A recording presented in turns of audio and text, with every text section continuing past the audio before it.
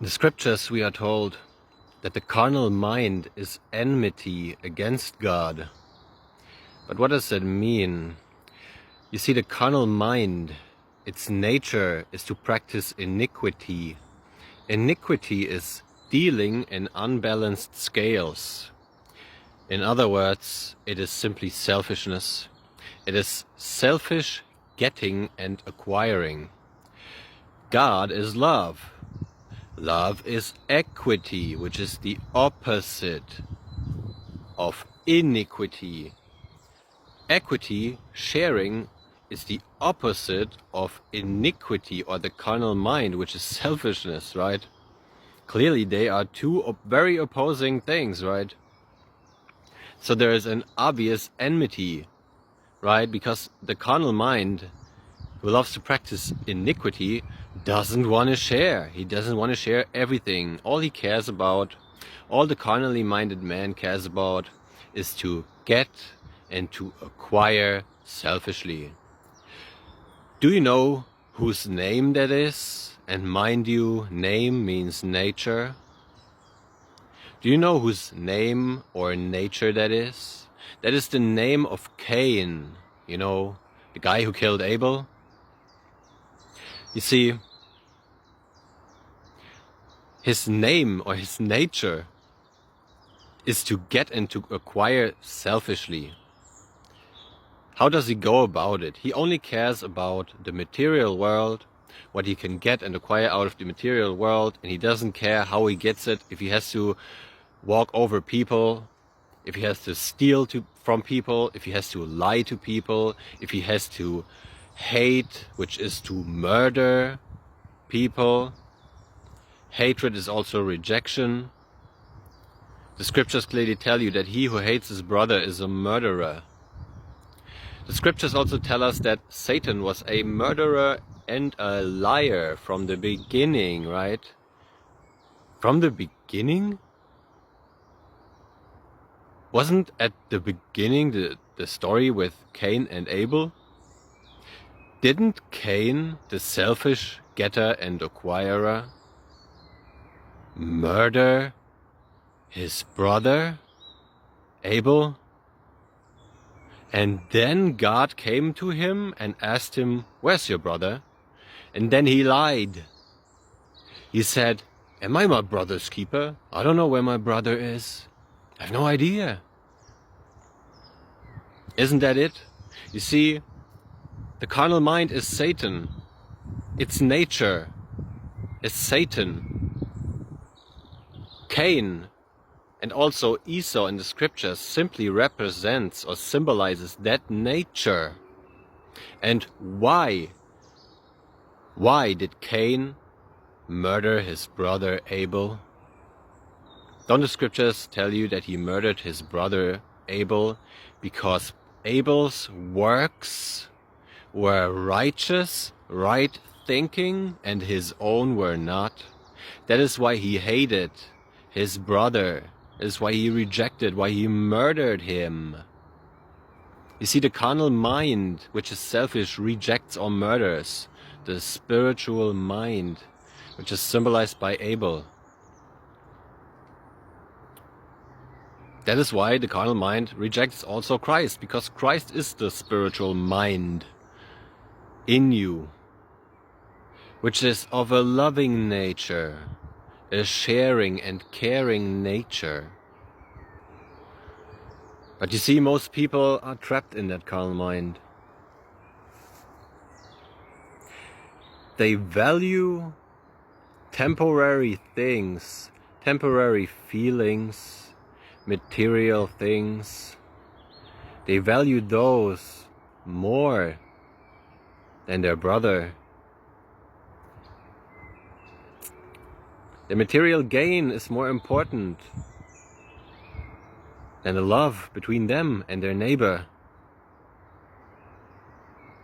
You see?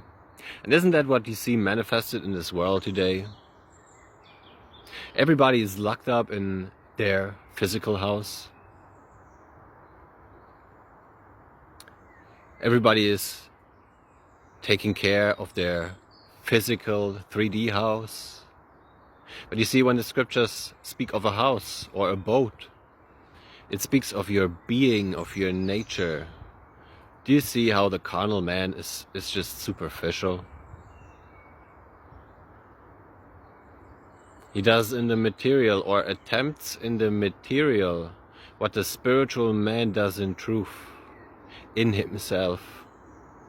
Because you see, it is not about anything physical in this world. It's not about anything material here. All of the material things in this world, they are first of all temporary, and second of all, they are simply a temptation. They are a test, man. And if you reject the Son of God, which is the spiritual mind, which is love,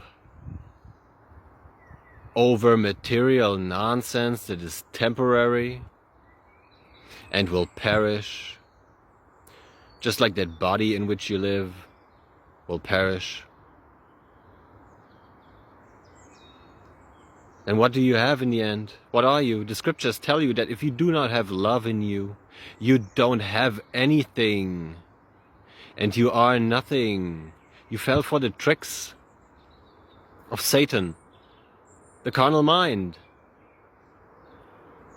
And the carnal mind perceives only superficial things. He perceives everything through the lens of outward appearance, and that is what your heart is set on.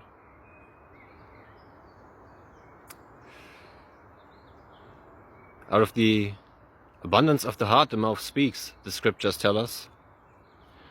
So what are the people that surround you talking about all day?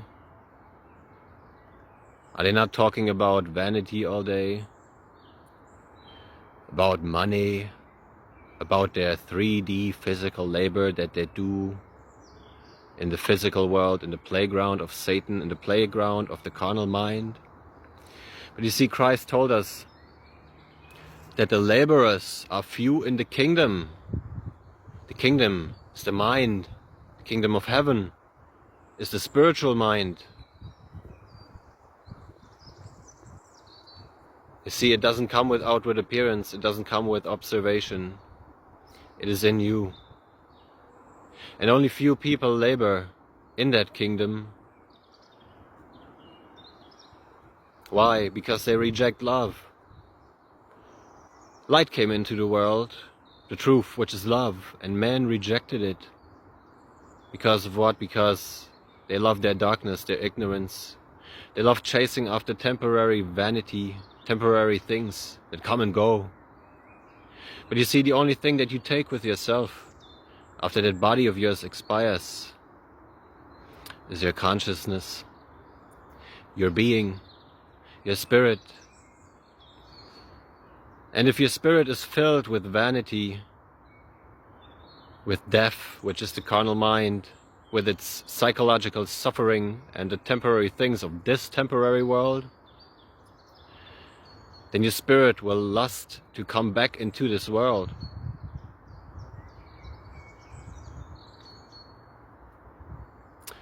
But that is the lot of the people who reject love and love the things of this world. It is their lot to come back here over and over and over again until their lustful desires are burned out of their hearts. You see, in the book of Hebrews, chapter 9, verse 27, it tells us that it is appointed unto man once to die, and then comes the judgment. But you see, death is psychological suffering from the carnal mind. It is not the dying of this physical body. You are a spirit. You are a consciousness, like I just told you, and consciousness is eternal. Now, mind you, it told you that once it is appointed unto you to die, and then comes the judgment. But in the book of Ecclesiastes, chapter 3, verse 15 to 18, we read that the place of judgment is the earth. So what did I just tell you? You are sent back here to the place of judgment, the earth, to burn out those desires that you have in you for temporary nonsense. And you will come back here many times until they are all burned out. Until you finally bow your knees and confess that I am salvation, that a loving nature is the only God, the only power is love,